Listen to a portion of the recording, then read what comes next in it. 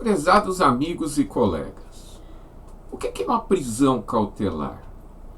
Por que a pessoa é presa cautelarmente antes de uma sentença penal condenatória transitada em julgado? Nós temos 3 prisões cautelares básicas.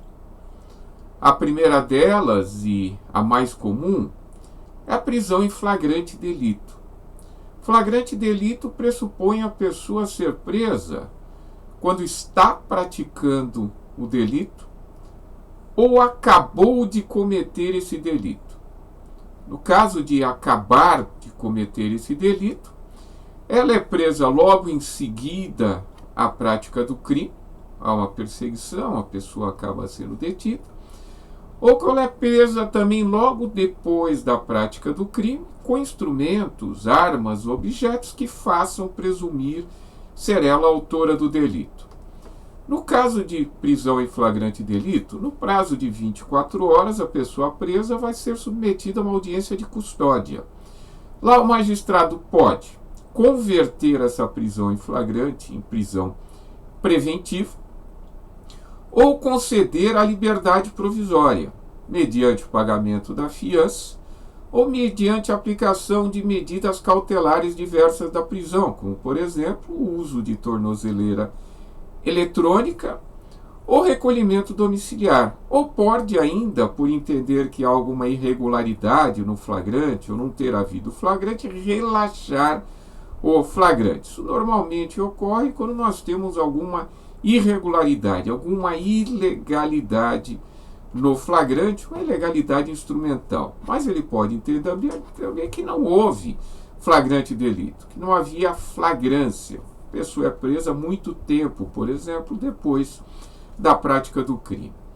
Outra forma de prisão cautelar é a chamada prisão temporária. Prisão temporária ela é decretada nos crimes mais graves, lavagem de dinheiro, crimes hediondos, crimes bem graves, em que há necessidade, é imprescindível a decretação dessa prisão temporária para apuração do crime. Pode ser decretada também em outras situações, a pessoa não é identificada, mas o que mais ocorre realmente é quando ela é imprescindível para a investigação criminal. E o próprio nome já diz. Prisão temporária tem prazo pré-definido. Em crime comum, 5 dias, podendo ser prorrogada por mais 5 dias, de forma fundamentada, toda decisão judicial deve ser fundamentada, ou 30 dias, prorrogada por mais 30 dias nos crimes hediondos ou equiparados. O que nos interessa mais aqui é a chamada prisão preventiva, que também é uma espécie de prisão cautelar. Ela tem requisitos próprios. É muito comum repórteres dizerem prisão preventiva não tem prazo. Não é verdade. Qualquer prisão tem prazo.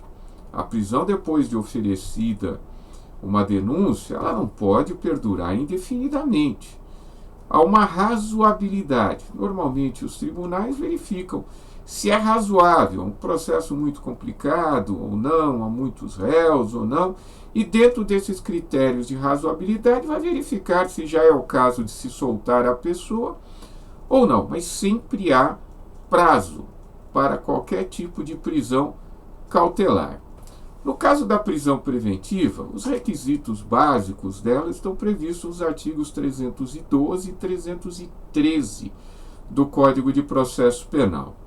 O artigo 313 do Código de Processo Penal deixa muito evidente que a prisão preventiva ela é decretada naqueles crimes mais graves, nos crimes dolosos, sujeitos à pena privativa de liberdade máxima superior a 4 anos. Então são crimes graves, esses crimes são os crimes mais graves que tem, e nesses casos que cabe em decretação da prisão preventiva.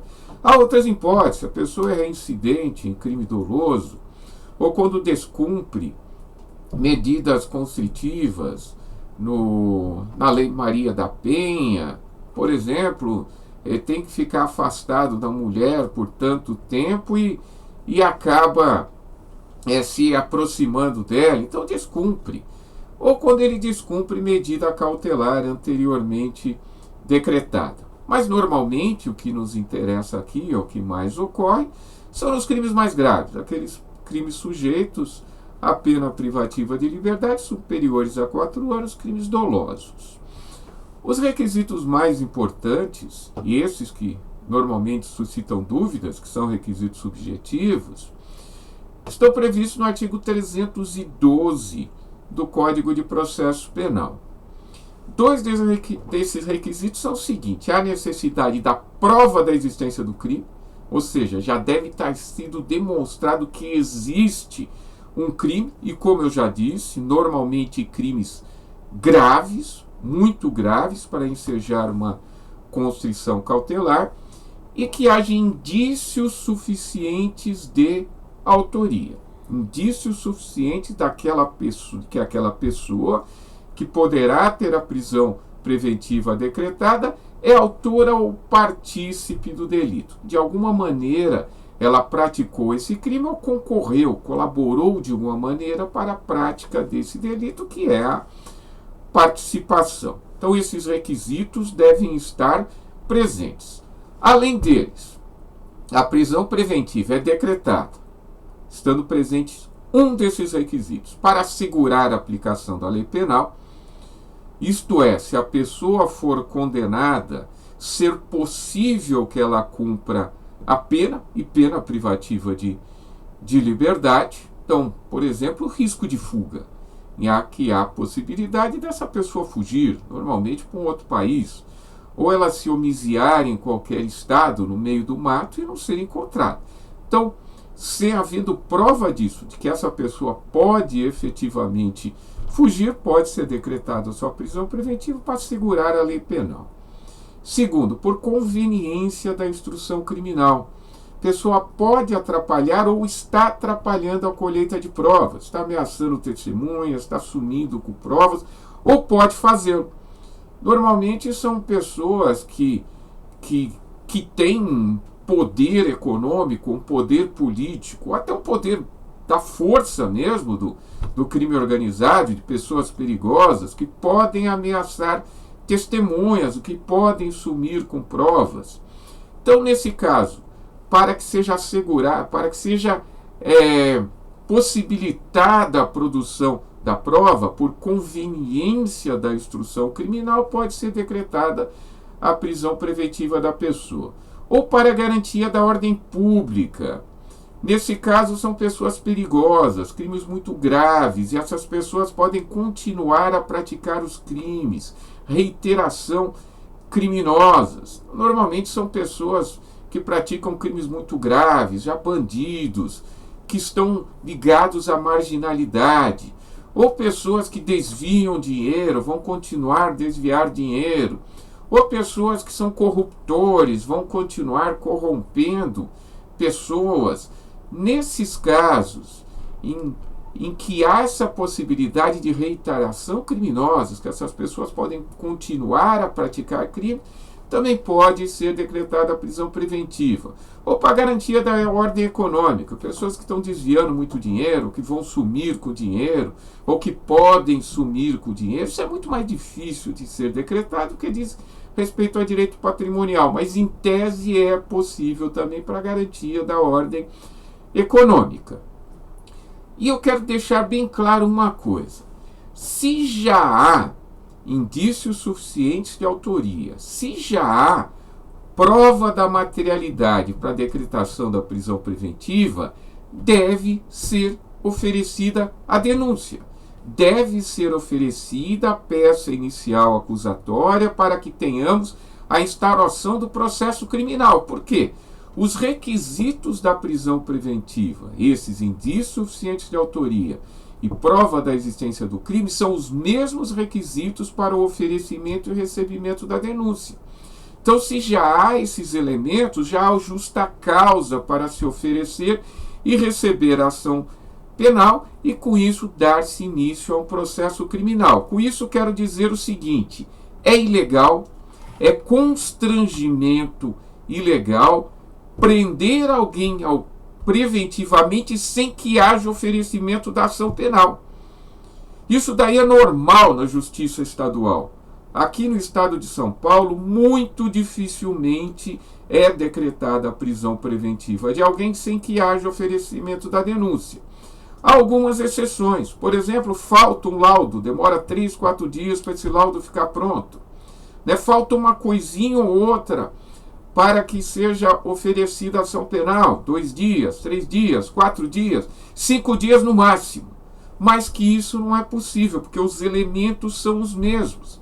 Então, se já há elementos para se oferecer a ação penal, são os mesmos elementos da decretação da prisão preventiva. Então, não se pode decretar a prisão preventiva e manter a pessoa presa 1 mês, 2 meses, 3 meses, 4 meses, 5 meses. Quer dizer, se há ainda investigações a serem feitas, é que não há indícios suficientes de autoria, que não se apurou a prática criminosa. Se não se apurou a prática criminosa, não pode nem ser oferecida a denúncia, nem ser decretada a prisão preventiva, porque há necessidade, e o artigo 312 deixa muito claro, artigo 312 do Código de Processo Penal, a necessidade de prova da materialidade. Para o recebimento da denúncia também, a necessidade da prova da existência do crime, que exista um crime a ser investigado, que exista um crime que vá dar ensejo à ação penal e que haja indícios suficientes daquela pessoa praticou o crime, a seu autor, ou concorreu de algum modo para a prática do crime, que ela é partícipe desse delito.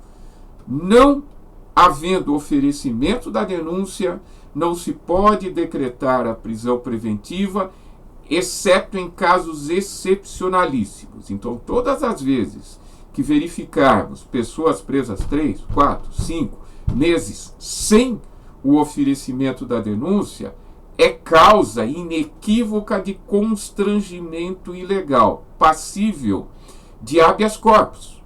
Deve ser impetrado habeas corpus nos tribunais, seja no Tribunal de Justiça, no Tribunal Regional Federal, no Superior Tribunal de Justiça, no Supremo Tribunal Federal, o que seja, para que essa pessoa seja libertada, porque não é possível ficar preso 2, 3, 4, 5, 6, 7, 8 meses sem oferecimento da ação penal. Imagine a pessoa ficar presa durante todo esse tempo e não é oferecida a ação penal. O processo é arquivado, o inquérito é arquivado, o promotor, o procurador da República promove o arquivamento, e quem determina ou não se vai haver oferecimento da ação penal é o próprio Ministério Público. É o Ministério Público. O Judiciário não pode obrigar o membro do Ministério Público a oferecer ação penal. Promotor de Justiça, Procurador da República, é o titular exclusivo da ação penal pública, artigo 129, inciso 1 da Constituição Federal. Ninguém pode obrigá-lo a oferecer denúncia. Por isso que, mesmo que haja representação da autoridade policial para o juiz de direito, para o desembargador ou para o ministro, seja do Superior Tribunal de Justiça, seja do Supremo Tribunal Federal, para a decretação de uma prisão cautelar, uma prisão preventiva, vai ser ouvido o Ministério Público como fiscal da lei ou como titular da ação penal, e o promotor fala, não, eu entendo que não é o caso, é temerário um magistrado decretar essa prisão a pedido ou a representação da autoridade policial, quando o Ministério Público é contra. Por quê? Pode ser decretado, no final das contas, o promotor vai lá, eu entendo que não houve crime, que não há elementos suficientes e promove arquivamento. E essa decisão de se oferecer a denúncia ou não fica no âmbito do Ministério Público. Pode, obviamente, nos estados, quem vai analisar, vamos colocar que o juiz de direito, promotor promoveu o arquivamento, o juiz de direito discorda, manda para o Procurador-Geral de Justiça. E o Procurador-Geral de Justiça vai analisar, vai verificar. É o caso de oferecer denúncia? Designam um promotor para oferecer. É o caso de novas diligências investigatórias para apurar melhor os fatos? Determina que seja realizado. E ele pode entender, não, eu concordo com o promotor, está arquivado. A vítima pode recorrer, pode. Mas no final das contas, quem decide se vai ficar ou não, se vai haver ou não esse arquivamento, é o próprio Ministério Público. Então, o juiz de direito promove o arquivamento. O promotor de justiça promove o arquivamento. O magistrado concorda com esse arquivamento. A vítima pode recorrer.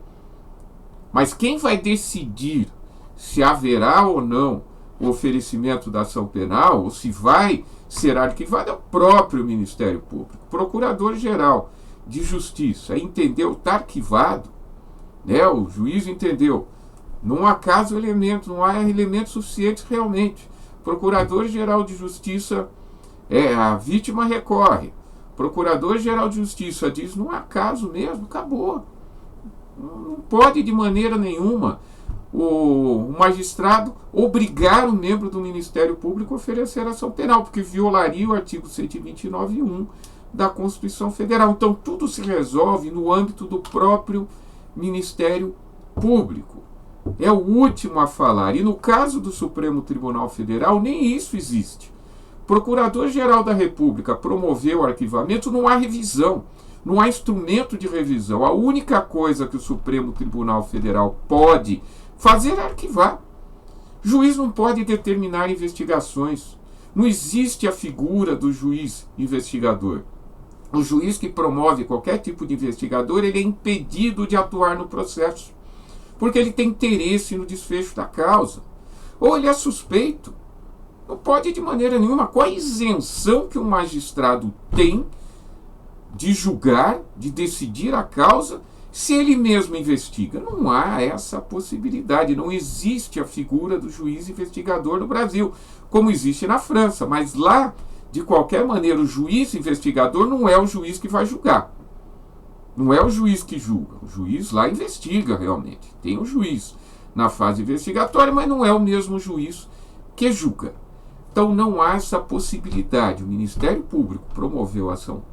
O Ministério Público promoveu o arquivamento e o Procurador-Geral de Justiça entendeu que é o caso de se arquivar. Isso quando o magistrado discorda, quando há recurso da vista, acabou.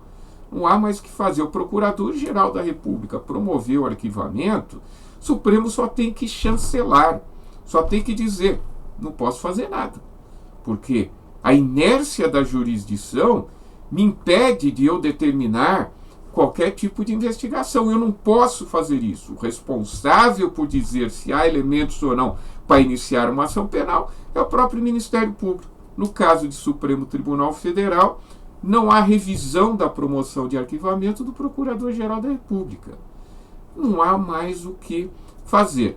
Por isso, todas as vezes que houver qualquer tipo de representação da autoridade policial para um magistrado decretar a prisão preventiva, ele até pode fazer, mas corre-se um sério risco de, no final, o promotor falar, eu avisei, não entendi que era o caso, e não é o caso sequer de se iniciar uma ação penal, porque eu acho que não há elementos, a pessoa não praticou crime, ocorreu a prescrição, há diversas hipóteses que pode ser promovido o arquivamento. Por isso que é temerário esse tipo de decisão, de se decretar a prisão contra o Ministério Público. Suponhamos que a pessoa fica presa lá 1 mês, 2 meses, 3 meses.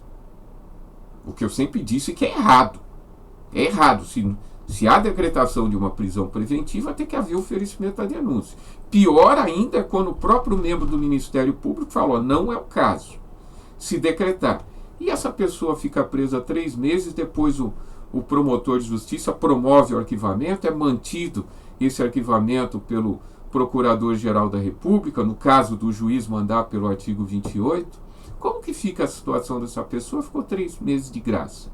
É o caso de se acionar a União Federal, e vou mais longe, numa situação desse tipo, responsabilizar inclusive em ação regressiva o próprio magistrado que determinou que essa pessoa ficasse presa, contrariamente ao posicionamento do Ministério Público, que já tinha dito, olha, eu não concordo com essa prisão, por isso, assumiu o risco de que decretasse essa prisão e no final das contas fosse promovido o arquivamento. Isso vale tanto para o juiz de 1º grau, juiz de 2º grau nos tribunais de justiça, tribunais regionais federais, os casos de competência originária deles, Superior Tribunal de Justiça e também para o Supremo Tribunal Federal. E novamente repito, se já houver elementos para se decretar uma prisão preventiva, já há elementos para oferecimento da denúncia. Não há possibilidade dentro do nosso sistema, sob pena de constrangimento ilegal, de se decretar prisão preventiva e que perdure por vários meses sem o oferecimento da denúncia, que pode chegar ao final sequer ser oferecida essa denúncia. E é pior ainda quando o próprio Ministério Público pede para soltar as pessoas e o magistrado não solta, mantém essa pessoa presa, porque quem é o titular da ação penal é o próprio Ministério Público. Ele que é o responsável pela propositura da ação penal. Ah, mas o juiz pode condenar, inclusive sem pedido do Ministério Público. Isso está sendo analisado no Supremo Tribunal Federal. No meu modo de ver, o dono da ação penal é o Ministério Público. Se o próprio Ministério Público entende que não é o caso de condenação, e o juiz de direito, inclusive, não pode agir de ofício, olha, se o promotor de justiça pediu a absolvição, o titular da ação penal pediu a absolvição, no meu modo de ver, deve ser absolvido. Então, o Código de Processo Penal, quando diz que o juiz pode condenar, mesmo que o Ministério Público peça absolvição, que é um código de 1940, não foi recepcionada pela Constituição de 1988. Então, no meu modo de ver, esse dispositivo é inconstitucional. Isso está sendo decidido pelo Supremo Tribunal Federal. Então, são situações que, quando a gente não obedece o que diz o Código de Processo Penal, o que diz a Constituição Federal, e faz interpretações contrárias a elas, são situações muito complicadas. E essa que eu estou dizendo, de oferecimento de denúncia e de decretação da prisão preventiva, se já há o elemento para se decretar a prisão preventiva, já há elementos para oferecer a denúncia. E isso daí não implica, sem dúvida nenhuma, na conversão do flagrante preventiva, porque a pessoa já foi presa em flagrante. Se ela foi presa em flagrante, quer dizer que há indícios suficientes de autoria, que é a prova da materialidade. Nesse caso, sem dúvida nenhuma, pode ser decretada a prisão preventiva e o promotor de justiça tirar o prazo previsto no Código de Processo Penal para oferecimento da denúncia. 5 dias se preso, 15 dias se solto, né? É o normal, é o prazo normal que existe para o oferecimento da denúncia. Então, como eu já disse, são situações que, quando são descumpridas, podem trazer situações teratológicas muito complicadas, principalmente para aquela pessoa que está presa. Forte abraço a todos.